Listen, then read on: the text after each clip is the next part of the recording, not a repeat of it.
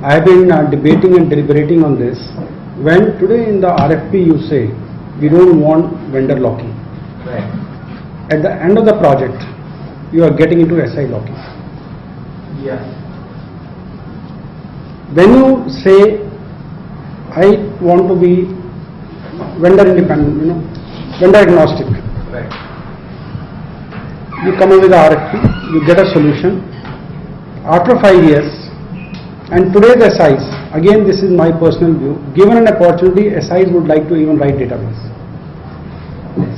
They focus so much on writing code for two reasons.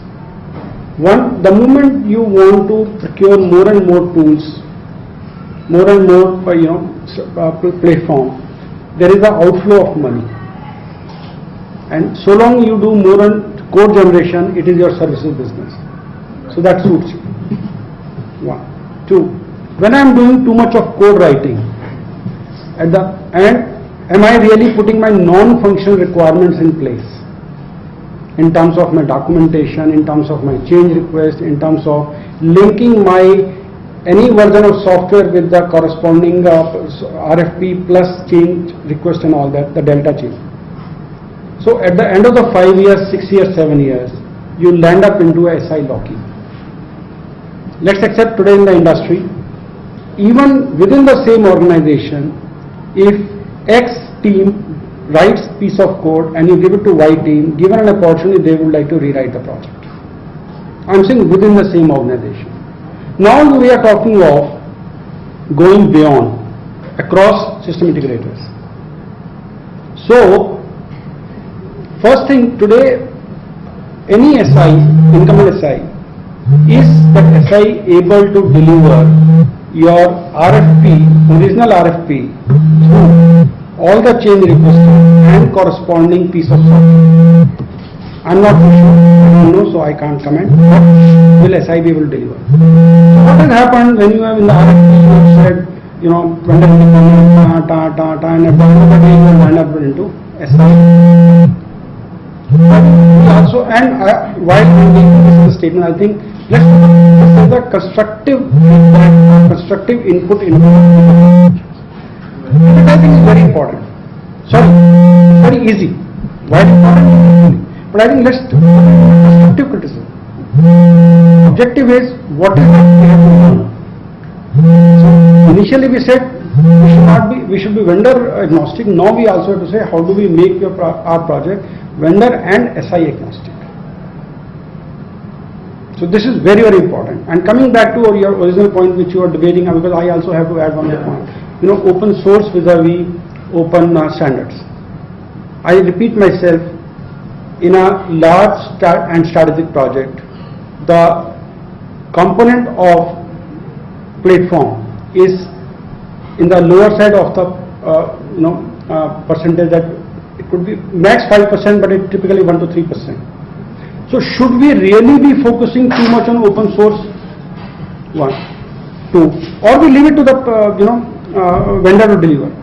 Second, I think today the focus more has to be on open standards for two reasons. One, because you have a situation that today what project is given to one SI, and again I'm coming to SI independent, after 5, 6, 7 years, the same project is subject to rebuild. So that time, if you are developed on closed platform, you have a challenge to pick up a new SI. Second, open standard is more relevant today because today's applications are subject to your integration and interoperability. Days are gone when we used to do the e-governance from an internal perspective, automation perspective, departmental automation perspective. Now we have moved to stakeholder perspective. So today you have most of the applications which are thrown open to the stakeholders. One. Two, there is a gradual move that some of these applications have to exchange data, interchange data, or integrate with other applications. That is where the significance and relevance of open standard is much higher. So I think we should keep that in mind, that is where we should not confuse between open source and open standard. And if we are saying open source, then some of the fundamental questions, I think, on the government side, as in their thought process, in their evaluation process, in their acceptance criteria, I think must be factored into.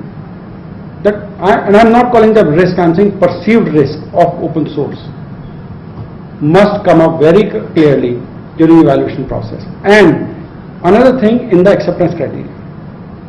Because today if you look at most of the RFPs, they don't carry the project acceptance criteria in the RFP, while they carry the sample contract. Right. So if you start defining your acceptance criteria in the RFP itself, then some of these perceived notions, Right. risks against either open standard or open source, or whatever you may call it, I think they will start getting addressed. Can you elaborate on this perceived risk? I want to elaborate on It's a very interesting point. Somebody says, normally people say, the project's risks are higher with the open source. Now that's a general notion. That's the reason I'm saying perception. If you ask me, I think whether it is open source stack or open standard stack, and a lot matters on what team you are putting in place for creating your architecture. Because sometimes a project with open source could be an excellent success vis-a-vis another project with open standard stack could be a royal failure. Because tool does not give you the guarantee to success. It does not give you license to success. So it is important that when you are doing your e-governance projects, or for that matter we are talking e-governance here, so strategic projects, I think a lot of emphasis, and today you have mechanism of QCBS getting implemented in the e-governance project. I think a lot of emphasis should be put on what is your development and deployment architecture. But there is a perception that if you go for open source, you have higher risks. I am not saying yes or no, but I am saying there is a perception like this. So my point to that is, I think risk is linked to the team which is creating the project, the team which is creating the development and deployment stack for the project. Because sometimes you can create a wonderful architecture, development and deployment architecture, even with open source, and sometimes you can do a foul architecture, development and deployment architecture, even with open standard tools. So I don't think it is the open source. So that's where I'm saying perceived risk. So it's important that we should start focusing on, like one example I'll say, in most of the RFPs we say this tool should be supplied. So this is an OEM tool, no challenge.